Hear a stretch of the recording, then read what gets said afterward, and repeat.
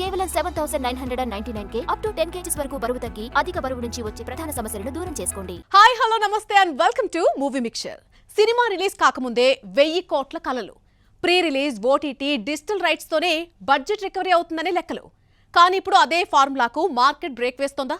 Star cast, భారీ visuals మాత్రమే సరిపోతాయా, లేక చివరికి కంటెంటే కింగ్ అని ఈ డీల్స్ ఇండస్ట్రీకి గుర్తు చేస్తున్నాయా? రామాయణం ఇండియన్ సినిమా హిస్టరీలోనే అత్యంత భారీ ప్రాజెక్ట్. 2 భాగాలకు కలిపి సుమారు 4,000 కోట్ల బడ్జెట్ అని నిర్మాతలే ప్రకటించారు. కానీ ట్రేడ్లో వినిపిస్తున్న సమాచారం ప్రకారం మొదటి భాగం థియేట్రికల్ రైట్స్ సుమారు 250 కోట్ల దగ్గరే డీల్ అయ్యాయనే ప్రచారం జరుగుతోంది. ఒకప్పుడు పేరు చాలు ప్రీ రిలీజ్ రేట్లు పెరగడానికి. ఇప్పుడు మాత్రం హైప్ ఎంత ఉందని కాదు, రికవరీ ఎంత ఉంటుందని మార్కెట్ అంచనా వేసి డీల్స్ కుదురుతున్నాయి. భారీ బడ్జెట్ పెట్టడం ఈజీ, కానీ ఆ బడ్జెట్ ను ప్రేక్షకుడు థియేటర్లో తిరిగి ఇవ్వాలంటే కంటెంట్ కూడా అంతే భారీగా ఉండాలి. స్టార్ కాస్ట్, విఎఫ్ఎక్స్, ప్రమోషన్స్ మీదే నమ్మకం పెడితే లెక్కలు ఎప్పుడైనా తప్పొచ్చు. ఒకప్పుడు ప్రీ రిలీజ్ బిజినెస్ నిర్మాతలకు సేఫ్టీ నెట్.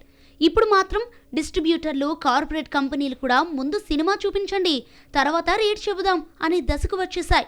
ఇదే మార్కెట్లో వచ్చిన అతిపెద్ద మార్పు.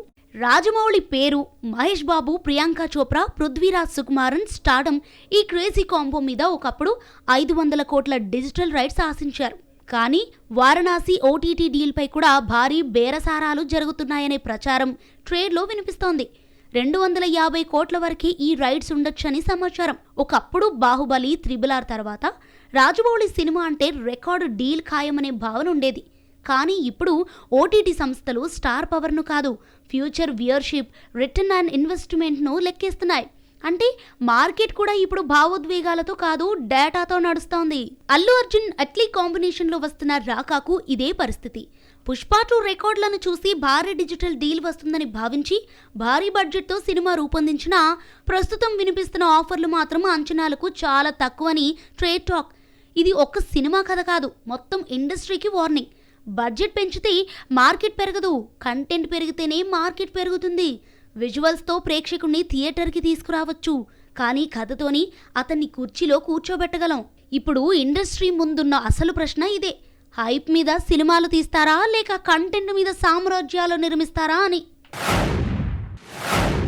హాలీవుడ్ లో స్టార్ హీరోల మధ్య ఒక ఇండియన్ ఆరిజిన్ యాక్టర్ ఇప్పుడు క్రిస్టోఫర్ నోలన్ సినిమాల్లో వరుసగా కనిపించడం అనేది యాదృచ్ఛికమా, లేక హిమేష్ పటేల్ టాలెంట్ కు దక్కుతున్న అంతర్జాతీయ గుర్తింపా? టెనెట్ తర్వాత ఇప్పుడు ది ఒడిస్సీ. అసలు హిమేష్ జర్నీ ఎలా మారింది? బ్రిటన్లో పుట్టిన గుజరాతీ కుటుంబానికి చెందిన ఇండియన్ ఆరిజిన్ నటుడు హిమేష్ పటేల్ ఒకప్పుడు BBC సీరియల్ ఈస్ట్ ఎండర్స్తో కెరీర్ స్టార్ట్ చేసిన పటేల్ తర్వాత గ్రీడీ పీపుల్ లాంటి హాలీవుడ్ సినిమాతో తనకంటూ ఒక స్పెషల్ గుర్తింపుని సంపాదించాడు. 2024లో రిలీజ్ అయిన గ్రీడీ పీపుల్ డబ్బింగ్ వెర్షన్ సినిమాతో అమాయక పోలీస్ ఆఫీసర్గా ఇండియన్ ఆడియన్స్ కి ఇంట్రడ్యూస్ అయ్యాడు. అందులోనూ నటుడిగా తన రేంజ్ ని చూపించాడు. ఇప్పుడు హిమేష్ కెరియర్ లో మరో పెద్ద టర్నింగ్ ది ఒడిస్సీ.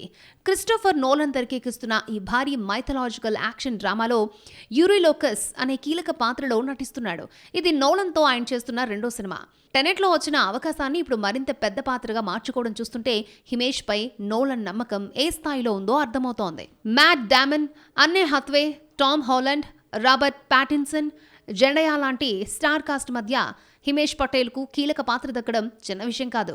జూలై 17న విడుదల కానున్న ది ఒడిస్సీ సక్సెస్ అయితే హిమేష్ కెరియర్ మరొక లెవెల్కి వెళ్లే ఛాన్స్ ఉంది. ఇండియన్ ఆరిజిన్ నటుడిగా మొదలైన ప్రయాణం ఇప్పుడు హాలీవుడ్ బిగ్గెస్ట్ ప్రాజెక్ట్లో కీలక పాత్రల వరకు చేరింది. మరి ది ఒడిస్సీ తర్వాత హిమేష్ హాలీవుడ్లో స్టార్ యాక్టర్గా నిలుస్తాడా, లేక లీడ్ రోల్స్ వైపు అడుగేస్తాడనేది ఆసక్తికరంగా మారింది. Hollywood master director Christopher Nolan తెరకెక్కించిన ది ఒడిస్సీ టెక్నికల్ గా మరొక విజువల్ వండర్ గా నిలవబోతోంది. సుమారు $250 మిలియన్ భారీ బడ్జెట్ తో రూపొందిన ఈ చిత్రాన్ని నోలన్ ఫస్ట్ టైం పూర్తిగా IMAX 70mm కెమెరాస్ తో షూట్ చేశాడు.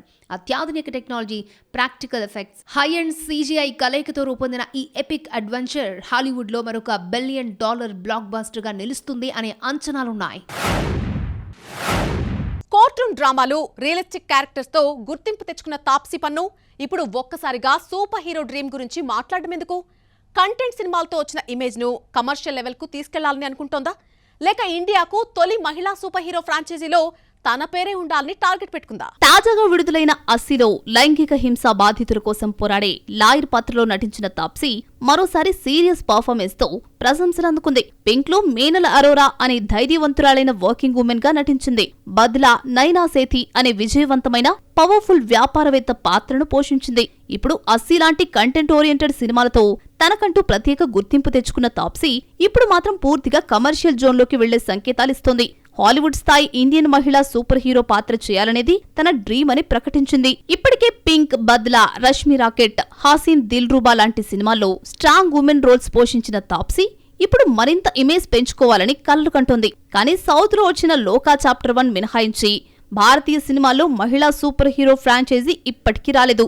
సూపర్ హీరో కాన్సెప్ట్ తో వచ్చిన క్రిష్ లాంటి సిరీస్లు సక్సెస్ అయినప్పటికీ అలా లేడీ సూపర్ హీరో కాన్సెప్ట్ తో రావాలంటే భారీ బడ్జెట్, వరల్డ్ క్లాస్ విఎఫ్ఎక్స్, బలమైన వరల్డ్ బిల్డింగ్ ఒకెత్తైతే ఆ రేంజ్ కంటెంటే అన్నింటికంటే ఇంపార్టెంట్. స్టార్ పవర్ ఒక్కటే సరిపోదు, ప్రేక్షకుణ్ణి నమ్మించే కథ కూడా ఉండాలి.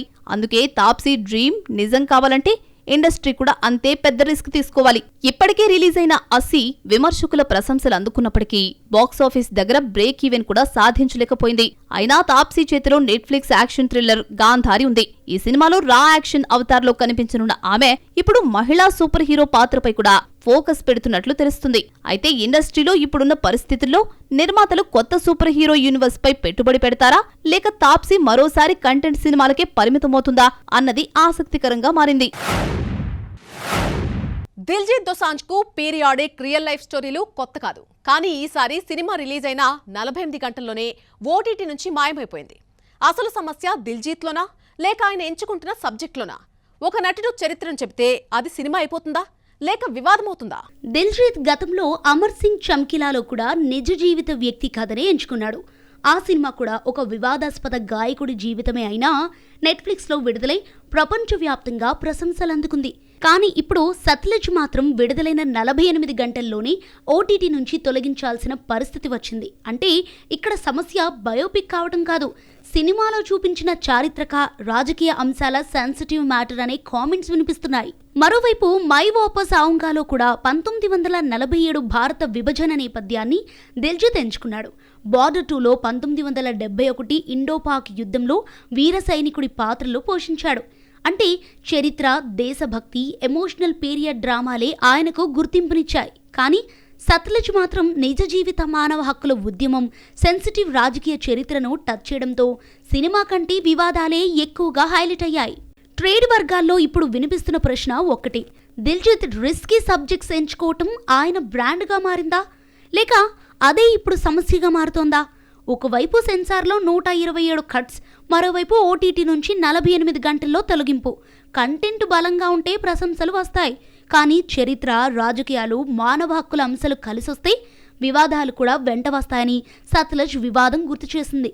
ఇప్పుడు అందరి చూపు ఒకటే: ఈ సినిమా మళ్లీ చట్టపరంగా స్ట్రీమింగ్లోకి వస్తోందా, లేక ఇదే భారత ఓటీటీ చరిత్రలో అత్యంత వివాదాస్పద రిలీజ్గా మిగిలిపోతోందా? ఒకప్పుడు స్టార్ హీరోలే పాన్ ఇండియా మార్కెట్ను టార్గెట్ చేసేవారు. కానీ ఇప్పుడు ఒక నటుడు హీరో అయినా సరే, విలన్ అయినా సరే, క్యారెక్టర్ ఆర్టిస్ట్ అయినా సరే భాష కాదు పాత్రనే ఎంచుకుంటున్నాడు. కన్నడలో హీరో, తమిళంలో కీలక పాత్ర, మలయాళంలో విలన్, ఇలా అన్ని ఇండస్ట్రీల్లో తనకంటూ ప్రత్యేక గుర్తింపు తెచ్చుకుంటున్న రాజ్ బి శెట్టి అసలు స్టార్ కంటే కంటెంట్ బ్రాండ్గా మారుతున్నాడా, లేక ఓవర్ ఎక్స్పోజర్ రిస్క్ తీసుకుంటున్నాడా?